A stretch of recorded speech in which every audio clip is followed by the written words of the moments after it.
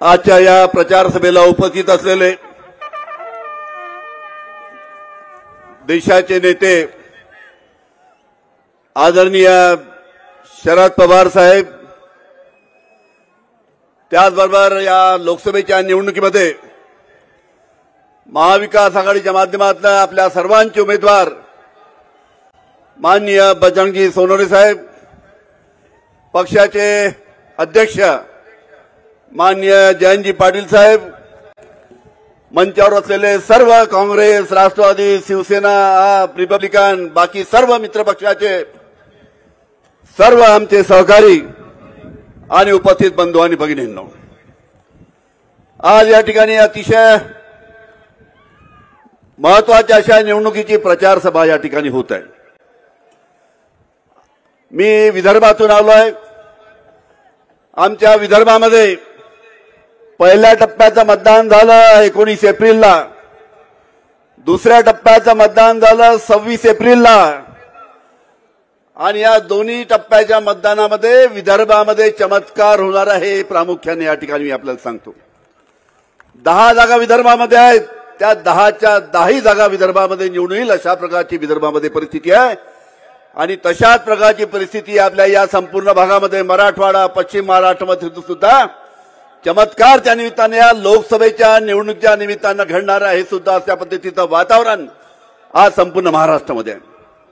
आज आपण गेल्या 2-2.5 वर्षापासून पाहता महाराष्ट्रामध्ये काय होत आहे। महाराष्ट्रामध्ये फक्त फोडाफोडीचं राजकारण त्या निमित्तानं चालू आहे। शिवसेना पक्षफोड, एका आमदाराला 50 कोटी रुपये देऊन 50 आमदार फोडले एकनाथ शिंदेच्या नेतृत्वाखाली भारतीय जनता पार्टी। त्याच्यानंतर राष्ट्रवादी काँग्रेसचे आमचे अनेक नेते ईडी आणि सीबीआयच्या भीतीपायी त्या निमित्तानं भारतीय जनता पार्टीच्या सरकारमध्ये सामील झाले। आज आपण पाहिलं कशा फोडाफोडीचं राजकारण महाराष्ट्राची जनता या उघड्या डोळ्यांनी पाहत आहे। काय महाराष्ट्राच्या जनतेसमोर प्रश्न नाही?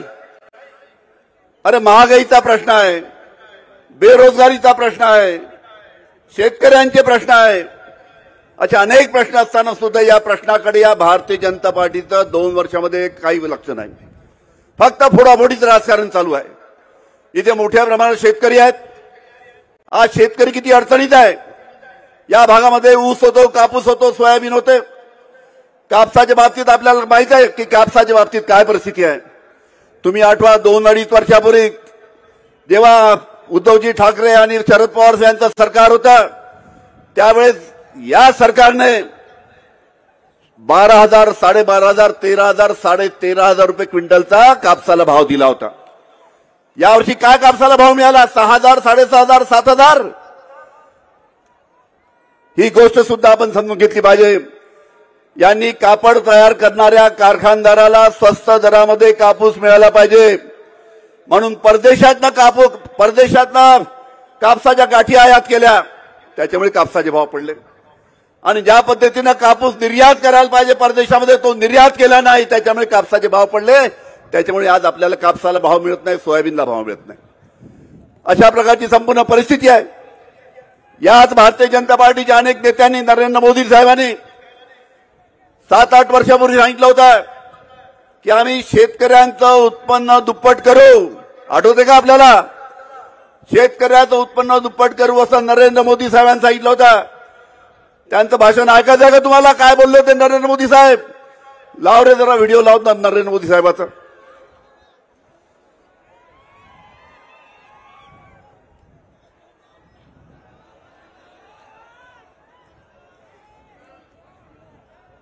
नरेंद्र मोदी साहेब बोलले होते की आम्ही शेतकऱ्याचं उत्पन्न दुप्पट करू।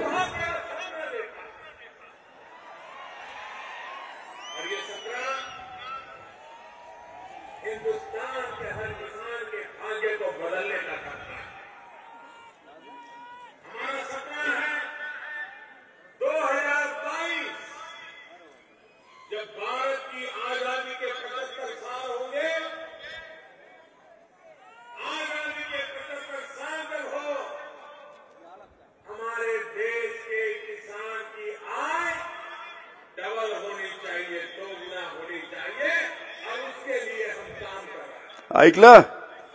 उसके लिए भारतीय जनता पार्टी की काम कर रही की किसानों की म्हणजे शेतकऱ्याचं उत्पन्न दुप्पट झालं पाहिजे याच्यासाठी भारतीय जनता पार्टी काम करते आहे। अशा पद्धतीनं आपल्याला आश्वासन दिले।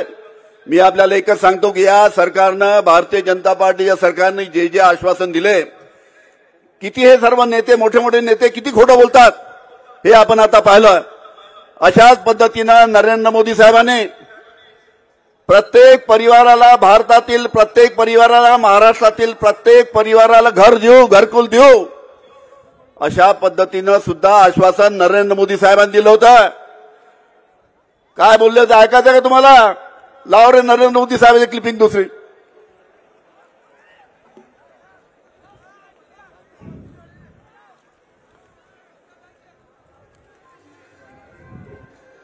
मैंने मन में ठान के रखी है कि 2022 जब भारत की आजादी के 75 साल होंगे, अभी 4 साल बाकी है। 2022 जब भारत की आजादी के 75 साल होंगे, इस देश में एक भी परिवार ऐसा नहीं होगा जिसका अपना खुद का घर मिळालं का? प्रत्येक ग्रामीण भागामध्ये प्रत्येकाला घरकुल भेटलं का? अरे ग्रामीण भागामध्ये लोक घर मागते, घरकुल मागते तर बिचारा सरपंचाचं डोकं खाते, कारण की घरकुलाचा कोटाच नाही। आणि हे म्हणते 2022 पर्यंत आम्ही प्रत्येक परिवाराला घर देऊ। अशा पद्धतीनं हे खोटं बोलण्याचं काम त्या निमित्तानं करतायत। आपल्याला माहित आहे की किती खोटं बोलतायत। एक भारतीय जनता पार्टीचे वरिष्ठ नेते आहेत, सुब्रमण्यम स्वामीचं नाव ऐकलं का? भारतीय जनता पार्टीचे नेते आहेत वरिष्ठ। त्या भारतीय जनता पार्टीच्या वरिष्ठ नेत्यांनी एका इंटरव्ह्यूमध्ये बोलताना नरेंद्र मोदीच्या बाबतीत काय बोललाय ते स्वतः तुम्ही आपल्या कानाने ऐका। काय बोलले सुब्रमण्यम स्वामी साहेब? लाव रे तिसरा व्हिडिओ लाव जरा।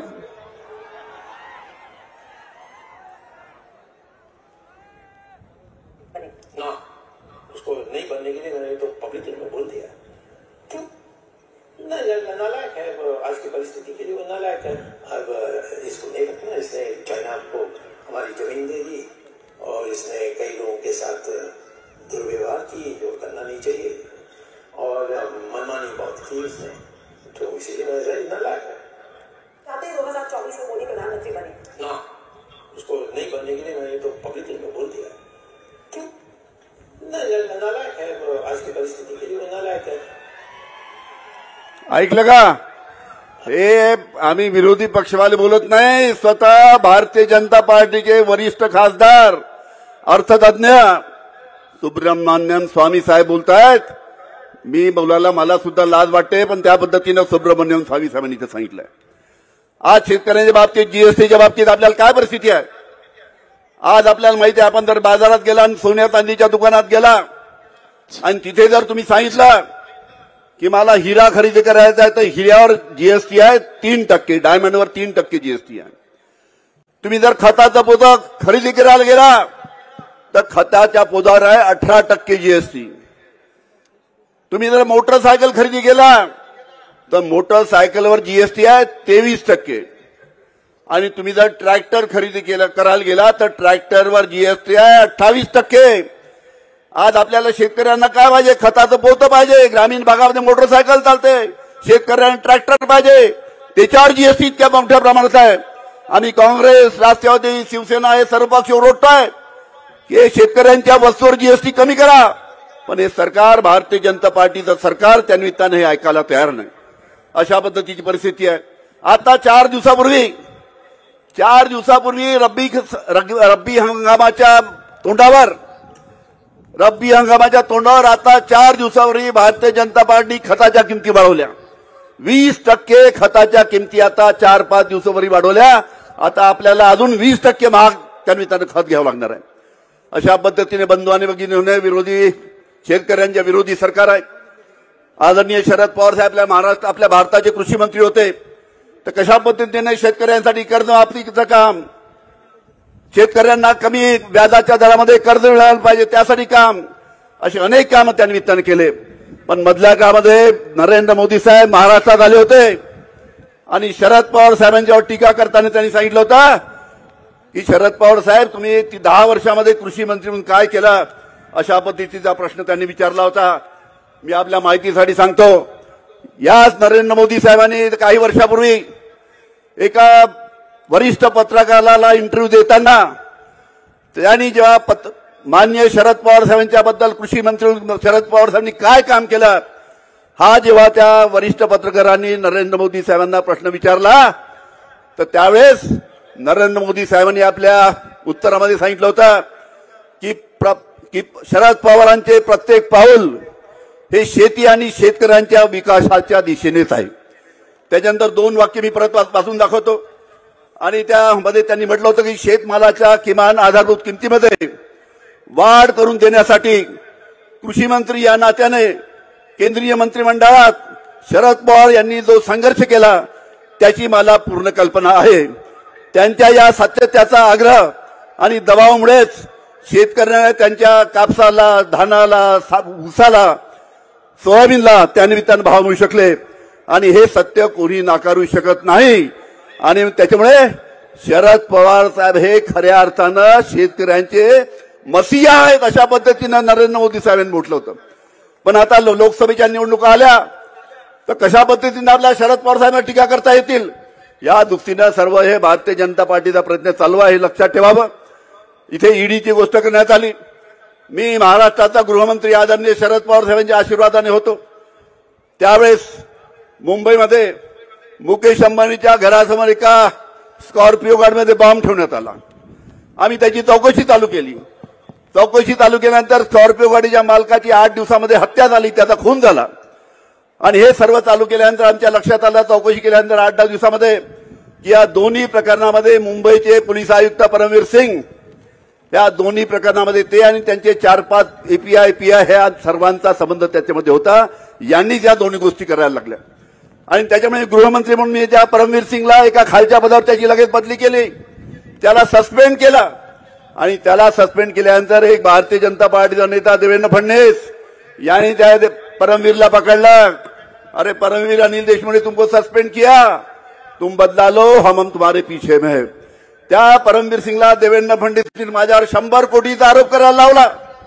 माझ्या मागे ईडी लावली, माझ्या मागे सीबीआय लावली, मला अटक केली.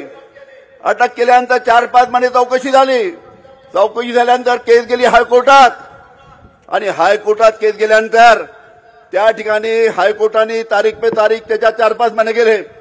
आणि अशा पद्धतीने जेव्हा हायकोर्टाने निकाल दिला, न्यायमूर्ती चांदीवाल साहेबांनी सांगितलं की अनिल देशमुखांचे जे आरोप झाले त्याच्यामध्ये कोणतेही तथ्य नाही.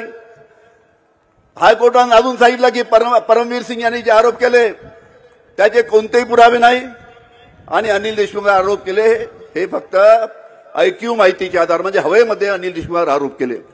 अशा पद्धतीने हायकोर्टाने माझ्या बाजूने निकाल दिला. ईडी सुप्रीम कोर्टात गेली. सुप्रीम कोर्टाने सुद्धा तो निकाल कायम ठेवला. त्याच्यानंतर 14 महिन्यानंतर मी जेलच्या बाहेर राहिलो. 14 महिने त्या निमित्ताने एका खोट्या आरोपामध्ये अनिल देशमुखाला अटक करण्यात आली होती. आणि आपल्याला एक गोष्ट अजून सांगतो, 3 वर्षापूर्वी जेव्हा माझ्यावर हा आरोप झाला, ईडी लागली, त्यावेळेस हा देवेंद्र फडणवीस यांनी माझ्याकडे समझोता करण्यासाठी एक माणूस पाठवला. माझ्यावर स्वतः फोनवर बोलला आणि म्हणाला, अनिल देशमुख साहेब तुम्ही आमच्या बरोबर एक ऍफिडेव्हिट पाठवताय, ऍफिडेव्हिट करून द्या. आणि ऍफिडेव्हिट करून जर दिला, तुमच्यावर ईडी नाही, सीबीआय नाही. त्यावेळेस मी देवेंद्र फडणवीसला 3 वर्षापूर्वी सांगितलं होतं कि अनिल देशमुख आपके साथ जिंदगी भर समझौता करेगा नहीं, जिंदगी भर जेल में रहेगा, लेकिन आपके साथ कभी समझौता करा नहीं. अशा पद्धतीनं मला त्या निमित्तानं ऍफिडेव्हिट करण्याचा आग्रह केला होता. आणि त्या ऍफिडेव्हिटमध्ये काय होतं, त्याच्यामध्ये उद्धवजी ठाकरेवर आरोप करा, पवार साहेबांवर आरोप करा, अजून बाकी लोकांवर आरोप करा, यांना अडचणीत आणा, अशा पद्धतीचं ऍफिडेव्हिट मला करायला लावलं होतं. अशा पद्धतीनं ईडी सीबीआयचा धाक दाखवून त्या निमित्तानं आपण संपूर्ण भारतामध्ये कशा पद्धतीनं मुख्यमंत्र्यांना सुद्धा अटक करण्याचं काम या ठिकाणी चालू आहे आपण पाहत आहे. हे जे आमच्यातले जे गेले ना, हे सर्व ईडीच्या धाकानेच गेले. जायच्यात मला सांगून गेले की अनिल बाबू तुम्हारे जैसी तकलीफ हमको नहीं सहन करना, करके हम जा रहे. अशा पद्धतीनं बंधू आणि भगिनींनो संपूर्ण देशाचं वातावरण आहे. पण एक अतिशय चांगलं आहे की या निवडणुकीमध्ये आपल्या या महाविकास आघाडी, काँग्रेस, राष्ट्रवादी, शिवसेना आणि मित्र पक्षाच्या माध्यमातून एक बजरंगी सोनवणेसारखा अतिशय चांगला उमेदवार ज्यांनी स्थानिक स्वराज्य संस्थेमध्ये जिल्हा परिषदमध्ये अतिशय चांगलं काम अनेक वर्षापासून केलं, ते आपले उमेदवार धडाडीचे कार्यकर्ते आहे. त्याच्यामुळे त्यांना आशीर्वाद देऊन आपण सर्वांनी निवडून द्यावं अशा प्रकारची आपल्या सर्वांना विनंती करतो. आपल्या सर्वांचा आभार मानतो आणि माझे 2 शब्द संपवितो. धन्यवाद. ज्यांना आपण 13 तारखेला मत देण्यासाठी अतिशय आतुर आहात, ते आपल्या सगळ्यांचे बाप्पा या ठिकाणी विचार मांडणार आहेत. पण त्यापूर्वी आदरणीय पवार साहेबांच्या महाराष्ट्रातील झंझावाती प्रचार सभेत आपल्या राष्ट्रवादी व महाविकास आघाडीचे जोशपूर्ण झंझावाती गीत सादर करणारे प्राध्यापक राजेश सरकटे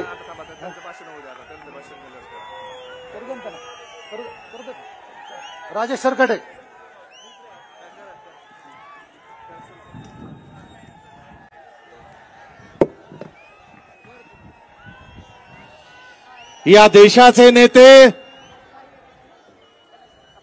तुम्हा सर्वांचं दैवत, महाराष्ट्राची अस्मिता, जाणता राजा आदरणीय पवार साहेबांसाठी आणि आपले प्रदेशाध्यक्ष, झुंजार तडफदार प्रदेशाध्यक्ष माननीय जयंतरावजी पाटील साहेबांनी सर्व मान्यवरांसाठी आणि साहेबांसाठी एकदा अंबाजोगाईचा जोरदार टाळ्यांचा कडकडाट होऊन जाऊ देत. माझी नजरही पुरत नाही तोपर्यंत गर्दी आहे. उजव्या हातालाय, डाव्या हातालाय, शेवटपर्यंत गर्दी आहे.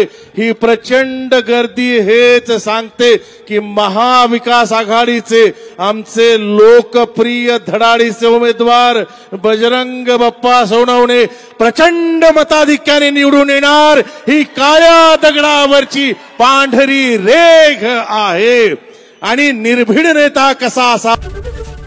एबीपी माझा, उघडा डोळे बघा नीट.